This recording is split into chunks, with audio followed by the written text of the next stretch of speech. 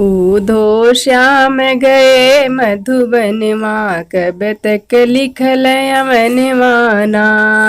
ऊधो श्याम गए मधुबनवा, कब तक लिखल अमनवाना।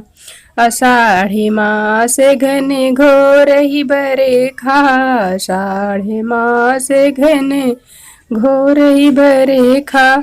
सामने पड़े हिडोलाना, ऊधो श्याम गए मधुबनवा, कब तक लिखल अमनवाना।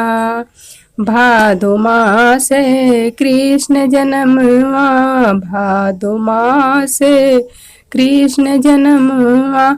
क्वारे मास पड़े फुहाराना, ऊधो श्याम गए मधुबनवा, कब तक लिखल अमनवाना।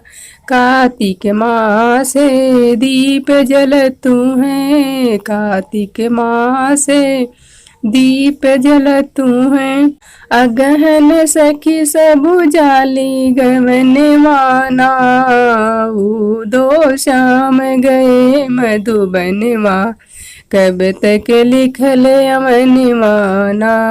पूस मास पड़त तुषार, मगव में मकर नहनवाना, ऊधो श्याम गए मधुबनवा, कब तक लिखल अमनवाना। ऊधो श्याम गए मधुबनवा, कब तक लिखल अमनवाना। फागुन मास उड़त गुलाबी, फागुन मास उड़त गुलाबी। चैत में राम नवमी आना, ऊधो श्याम गए मधुबनवा, कब तक लिखल अमनवाना।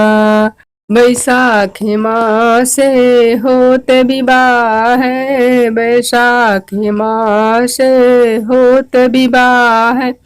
जेठ में जले भुभुरियाना, ऊधो श्याम गए मधुबनवा, कब तक लिखल अमनवाना। ऊधो श्याम गए मधुबनवा, कब तक लिखल अमनवाना। ऊधो श्याम गए मधुबनवा, कब तक लिखल अमनवाना।